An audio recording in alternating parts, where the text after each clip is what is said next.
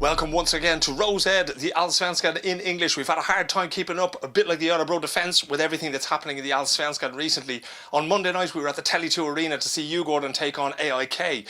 The Solna club took the lead 2-0 at half-time and were coasting completely, but collapsed in the second half, allowing Djurgården back into it. Here's what Kevin Walker had to say about Djurgården's comeback.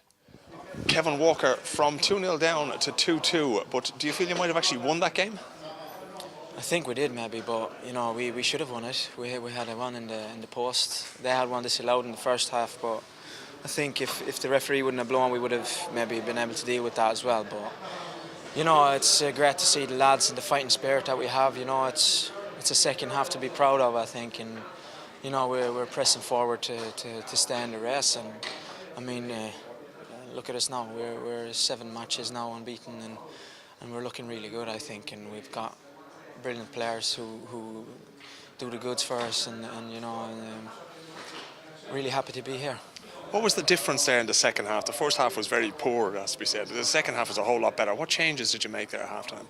Psychology, I think. You know, they get an early goal and they get the momentum going forward. Like, you know, and we got the opposite, and we didn't play. We didn't win the second balls. We didn't win the first ones. Like, you know, second half is total opposite, and we're totally the better team, I think. They have a few injuries and key players after that disrupts their play, and you know, we're very pleased with the shape of our team at that stage, and we're looking really lethal, you know, and we're coming to chances different ways, and you know, a bit disappointed, like, you know, set pieces we could have created a bit more today, but they're very strong in there. Like, you know, I have to give it to Perton and Nissa and the lads. Like, you know, they're good in the air, and like, you know, make it hard for us to create, but you know, it's a good game for us to bring with us for the next derby match, like, you know, but we've got a few before that, and you know, really looking forward to them. A very happy Kevin Walker there, understandably. A person who wasn't equally as happy after that game was one Dickson Etuhu, who was playing for AIK, came on after about 10 or 15 minutes for an injury, and here's what he had to say about his 75 minutes and the game overall. Dickson Etuhu, disappointment again in the Stockholm derby. What happened there in the second half, letting a 2-0 lead go? I don't know. I think they changed, obviously, their style. They were clever, and we didn't really adapt to it. And it was just a matter of time, really. And we were just, the whole second half, we was in our own half, and we couldn't get things going. They kept counter-attacking us. It felt like it was all out of position. Very frustrating, because we got drawn into their game. We should have continued doing what we was doing. For some reason, it just went to pot, and we feel lucky to have been drawn now. Where before that, I thought this game could be 5-0, you know, at half-time. You know, I think the break helped them a little bit. That half-an-hour break kind of got them to killed our momentum. But we just have to learn and work at it at training, work out how to kill games off, and I think that's important. What was said at half-time? Did you really feel like you were cruising there at half-time? Oh, I don't know. For me, I felt we was cruising. I felt they were nervous. I felt, you know, it was about a matter of time. They didn't really threaten our goal so much first half. And 2-0 up is a great cushion, you know. But I don't know. I just think it's one of those games where, you know, we have to go back and learn from it, because this can't happen again. 9 points now behind Gothenburg, 2 points behind Malmö. Is there still a chance that AIK can close the gap? Of course. It's a long season. How many games in the season now? I think there's about 10 games gone, yeah.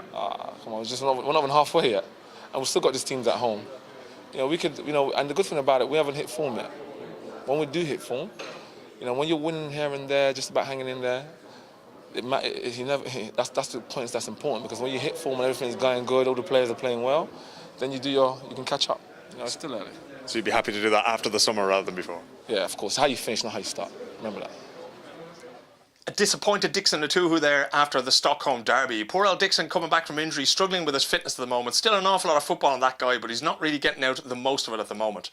Another man not getting the most out of his talents is one Andreas Alm, who I sincerely doubt will be sitting on the trainer's bench there when the season starts again after the summer break. Alm's had a tough time of it. They've dropped 7 points in the last 9, if I recall correctly. It's not really working out for him. His match coaching decisions are letting him down badly. Richard Norling, the former AIK and Malmö coach, waiting in the wings to take over. My tip on the outside would be Johan Mjällby, the current Bolton assistant manager, who I think could do very, very well there if his former club was to bring him back in a managerial role.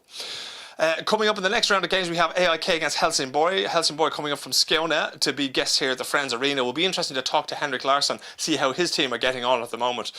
We also have a huge game between IFK Göteborg, Gothenburg leading the table at the moment, and second place Elfsborg, who will meet in the Ullevi Stadium in the next round. That's going to be a fascinating game to see who tops the table as we head towards a summer break in 2 rounds' time. After that, we'll be bringing you, as soon as the summer break comes around, we'll be bringing you a review of what's been good, what's been bad, what's been indifferent in the first round of, in the first part of the Allsvenskan season this year. Keep it here, Rose Ed, Allsvenskan in English.